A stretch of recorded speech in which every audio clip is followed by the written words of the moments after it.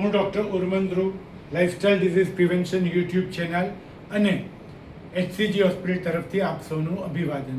વાતો કરી રહ્યા છીએ કોરોનરી એન્જિયોગ્રાફીની. એ કઈ રીતે કરાય, કોણે કરવાની, ક્યાંથી કરવાની, એના રિસ્ક શું, એ ગૂંચવણો શું, એ વિશે આપણે સમજી લીધું. હવે વાત કરીએ છીએ કોરોનરી એન્જિયોગ્રાફી થઈ ગઈ, હવે આગળ શું.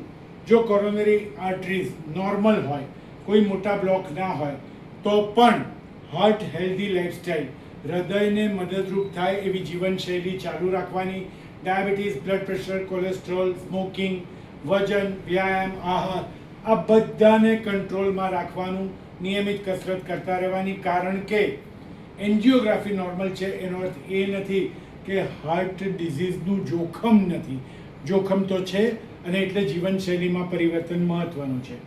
નંબર 2, 50%થી ઓછું બ્લોક હોય તો સાધારણ રીતે દવાઓથી ચાલે છે, સ્ટેન્ટની જરૂર નથી પડતી.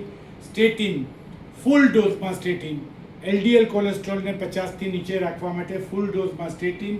બ્લડ પ્રેશર, ડાયાબિટીસ, લાઇફસ્ટાઇલ, દરેકે દરેક વસ્તુનું મહત્ત્વ જ્યારે બ્લોક 50%થી નીચે હોય ત્યારે એકદમ વધી જાય છે, કારણ કે તમે બ્લોકને આગળ વધતો અટકાવી શકો છો.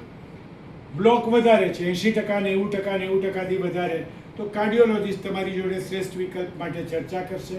કાં તો દવાઓ, કાં તો એન્જિયોપ્લાસ્ટીની સ્ટેન્ટ અથવા બાયપાસ સર્જરી. શું નક્કી કરવું એ કાર્ડિયોલોજિસ્ટ તમને જોઈને નક્કી કરશે. સ્ટેન્ટ ક્યારે મૂકવામાં આવે? જ્યારે બ્લોક નાનો હોય, ટૂંકો હોય, ટાઈટ ના હોય, ખોલી શકાય એવો હોય, અને 1 કે 2 જગ્યાએ બ્લોક હોય ત્યારે.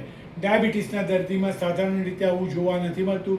ડાયાબિટીસના દર્દીમાં 2થી વધારે બ્લોક, 2થી વધારે નળીઓમાં બ્લોક, ખાસ સ્પેશિયલ જગ્યા ઉપર મેઇન બાયફર્કેશન આગળ બ્લોક અને ટાઈટ બ્લોક હોય છે, અને એટલે મોટાભાગના ડાયાબિટીસના દર્દીઓમાં બાયપાસ સર્જરી જરૂરી બને છે. તો ઓલ ઇન ઓલ, સ્ટેન્ટ મૂક્યા પછી એન્ટીપ્લેટલેટ, લોહી પાતળું કરવાની દવા જરૂરી છે, કોલેસ્ટ્રોલને કંટ્રોલમાં રાખવું જરૂરી છે, અને રિહેબિલિટેશન કરવું જરૂરી છે. તો મુખ્ય સંદેશ, કોરોનરી એન્જિયોગ્રાફી સારવારનો અંત નથી, સારવારની શરૂઆત છે, જે અલગ અલગ ભાગમાં વહેંચાયેલી છે: દવાઓ, સ્ટેન્ટ, બાયપાસ સર્જરી અને જીવનશૈલીનો ફેરફાર. અને આ નિર્ણય માત્ર અને માત્ર ડૉક્ટર તમને તપાસીને લઈ શકે છે. એન્જિયોગ્રાફીનો રિપોર્ટ જોઈને કોઈ પણ ડૉક્ટર ડિસિઝન લે તો એ રિલાયબલ ના હોય. સો ઓલ ઇન ઓલ, આ બધી જ વાતો આ એક જ સ્લાઇડમાં બતાવેલી છે.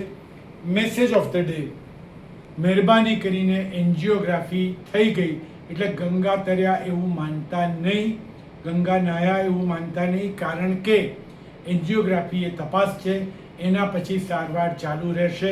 અને એન્જિયોગ્રાફી નોર્મલ હોય તો એનો અર્થ એ નથી કે તમને હૃદય રોગ ના થઈ શકે, એટલે તમારા તરફની ફરજો વધી જાય છે.